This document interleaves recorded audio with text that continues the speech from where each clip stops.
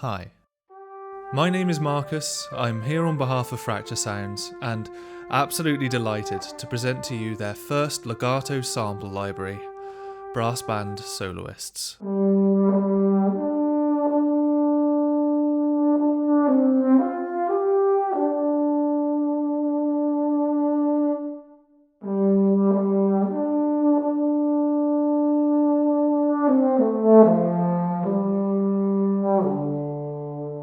This library is a selection of just stunning instruments, designed to capture the essence of the British brass band sound, but flexible enough to blend with and enhance any piece of music, even alongside orchestral brass instruments that you might already own.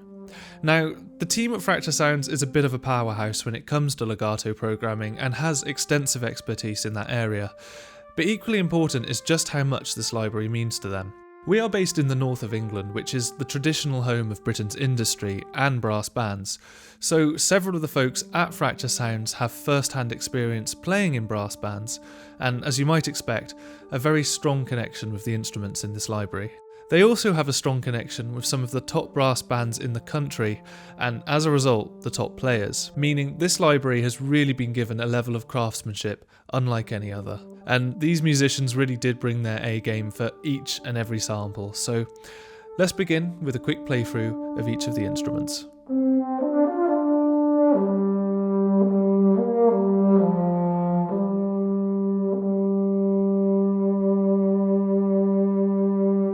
The highest instrument in the range is the Soprano Cornet.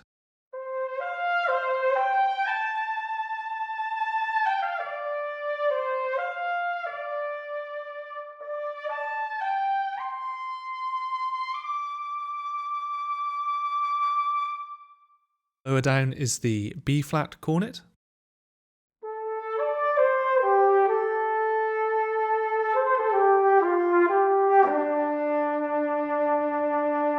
And next is the Flugelhorn, which occupies the same range as the B-flat cornet, but has a mellower tone.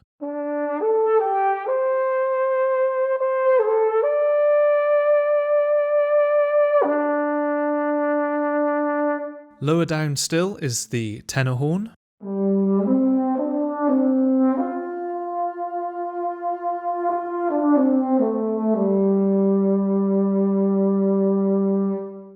And finally, the lowest instrument in the collection is the euphonium.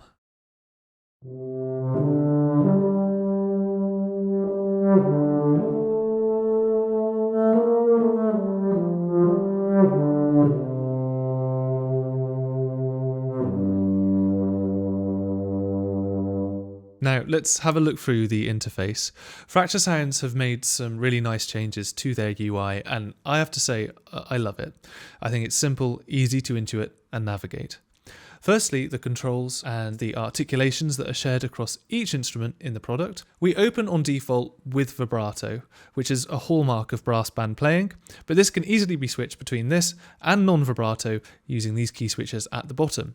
And if you'd like to adjust the key switches, there is an option to do so over here on the right. But leaving them on default, I'm going to use C0 and C#0 to quickly switch between the two.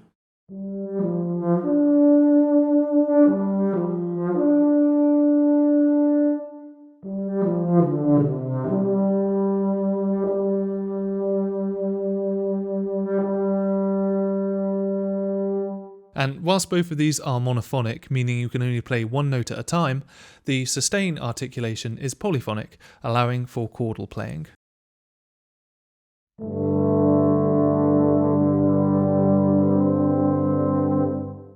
And as with the legato patches, dynamics are controlled with the mod wheel.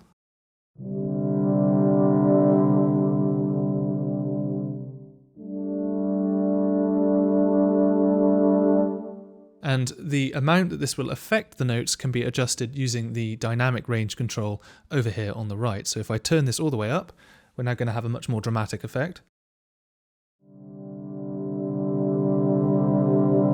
And bringing this all the way down, which you might find handy if you have a piece of music with quite a lot of compression and you want the volume to remain more consistent. I'm going to set this back to 0 by command and clicking. On Windows that would be control click. We can play accented attacks on high velocities. slower, smoother attacks on low velocities. And also, whilst I'm just playing around with the dynamics, I can show you this colour control here, which applies some carefully selected EQ behind the scenes to extract even more dynamic range.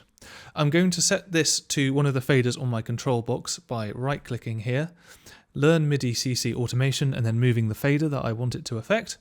And now I can show you even more dynamic range.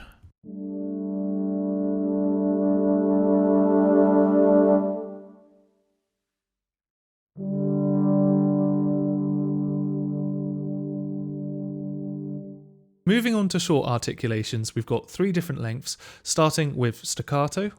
This provides a good opportunity to show off the microphone positions so that you can hear the space of the hall at the nave where this was recorded.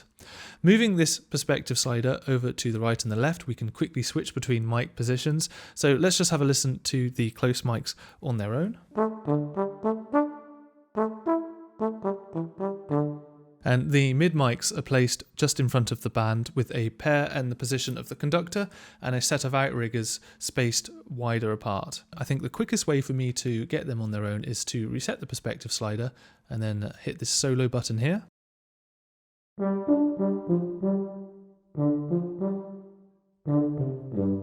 And finally, the far mics are placed much further back in the hall for a more distant sound. If I push the perspective slider to the right and unsolo the mid, this is how they sound.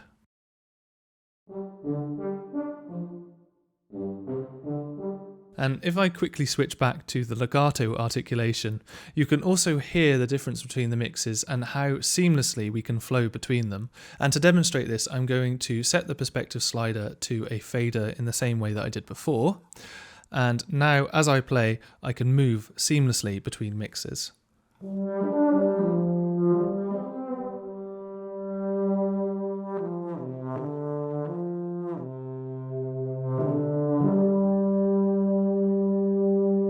Now, going back to our short articulations, the next longest one is tenuto short.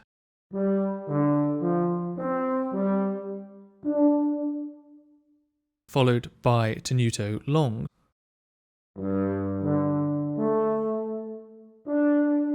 And what's quite good about these is that both types of tenuto can be released early if you need them to be shorter than the recorded length. Now, of course, you can key switch between all of these shorts. However, for even quicker access, we can use this performance shorts articulation, which separates these articulations using velocity. So the softer you play, the shorter the note, and the harder you play, the longer the note. And the overall volume of each note is then controlled with the dynamics or your mod wheel.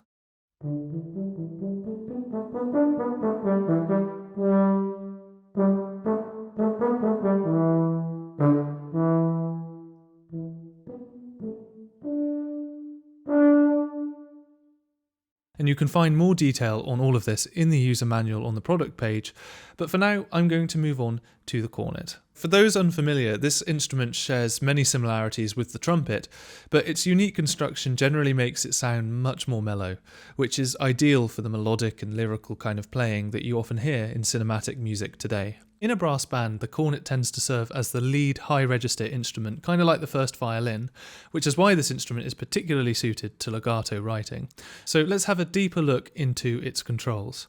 If I play softly, it will trigger slurred legato transitions.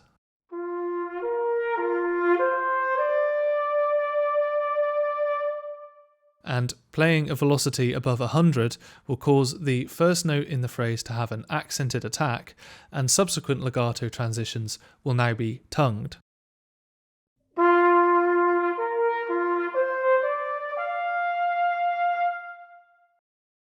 But now, if I play the same key multiple times, we still get legato transitions, this time on the same note, and with multiple round robins, meaning a different sample each time.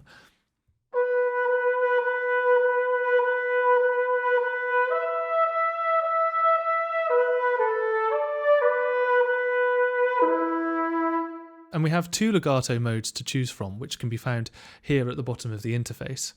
By default, we open on Smart Mode, which is an advanced look-ahead system developed by Fracture Sounds, which analyses incoming notes and adjusts the samples in real time to create the most realism. As you might expect, the latency slider affects the amount of delay between pressing a key and hearing a note or a transition. A lower latency value means more playability. A higher latency value means more realism.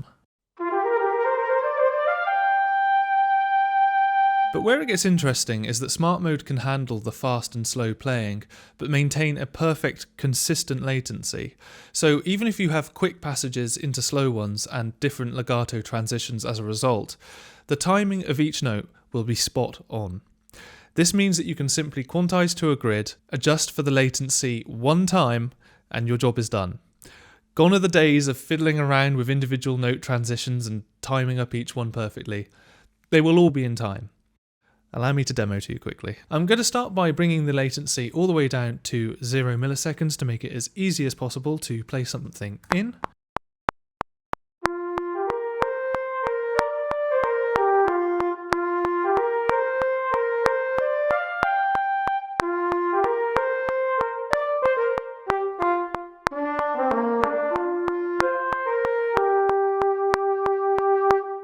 Let's quantize that. Again, very easy with the latency all the way down. Doesn't look like I need to manually adjust anything at all.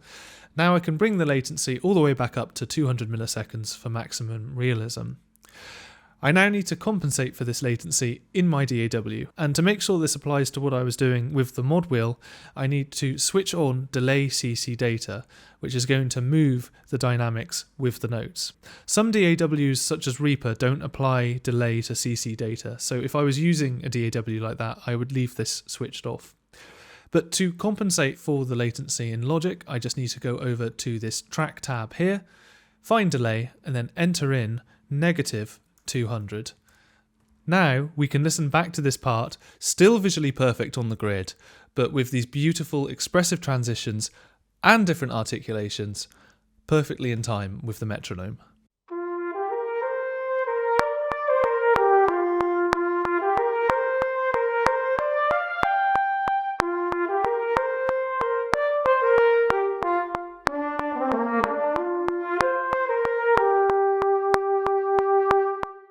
Now onto classic mode, which is a bit more of a basic legato engine, similar to what you'd find in other libraries on the market. The legato speed is essentially a sample start control, which cuts into the legato samples.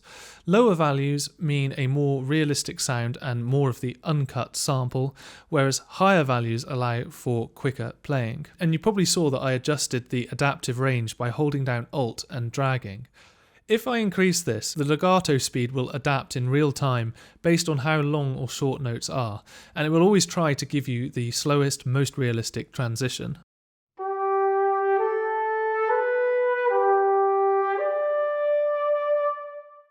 You can see with slower notes it has the time to really give us a lengthier transition. With faster passages, the speed increases.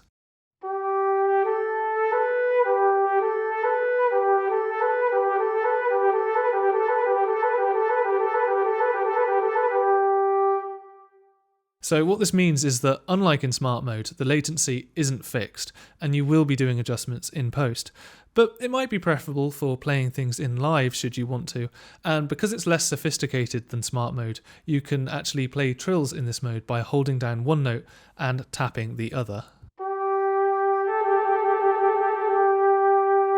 There'll be a more in-depth video about legato settings and legato sampling in general coming soon to this channel, so make sure you're subscribed.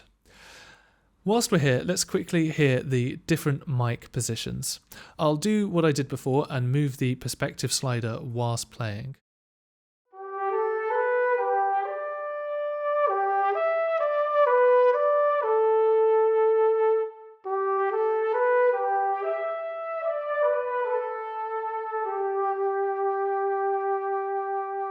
All the instruments in this library were recorded in situ, meaning they were seated where they would usually be in a typical brass band layout.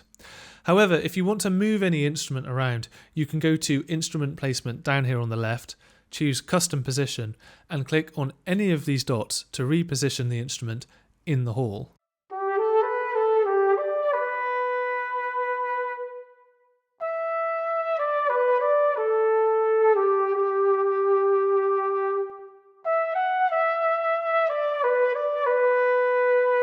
And I could place this where the trumpets would usually be in an orchestra, over here on the right at the back. And this is achieved using a sophisticated array of impulse responses recorded in each position in the room, captured by the same mic setup that was used to record the instruments themselves. This means we still have access to the mic mixer, and the result is much more realistic than simply panning, which obviously moves all the microphones at once. Now, the final option for instrument placement is the center stereo mode, captured with a stereo pair slightly further back from the main spot mic. As you can imagine, this gives you the flexibility to use the instruments in many different contexts and use your own reverb more effectively should you wish to. I'm going to bring the inbuilt reverb all the way down, and let's put us back on Smart Legato whilst we're at it.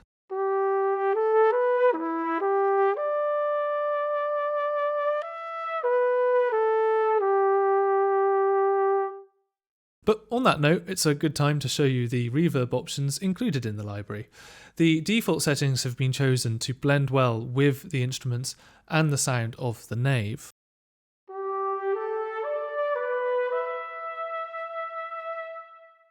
However, if you want a different reverb sound, we can click this cog here on the bottom right and change a few of the parameters to your liking.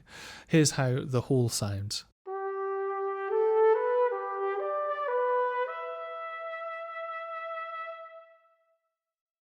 And for those of you who like something a little bit more in your face, you can also switch this to shimmer for a more contemporary tone.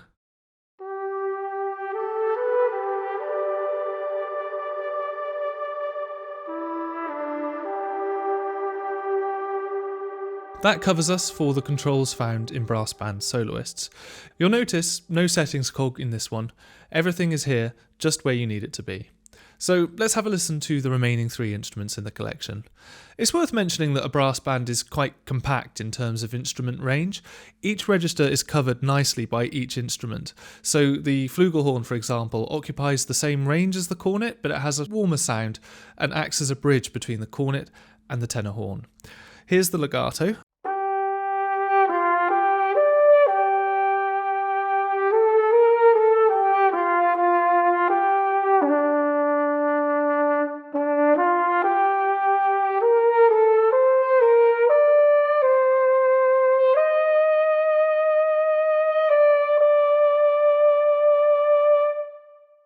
And some short articulations.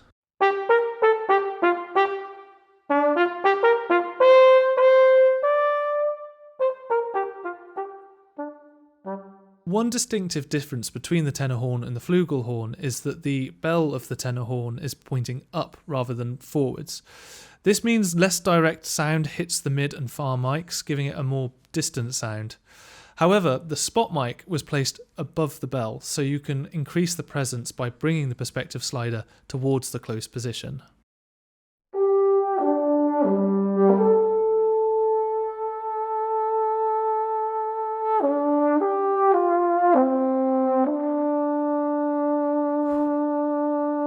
And we can achieve a distant, melancholic sound by moving the perspective slider to the far position.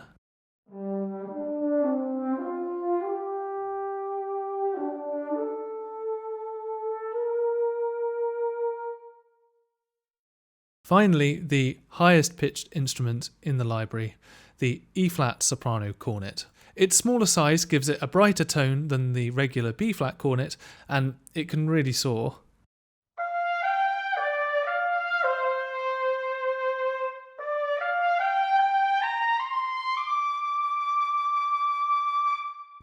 I don't think I've ever heard high register brass sound so realistic before. Here are the shorts.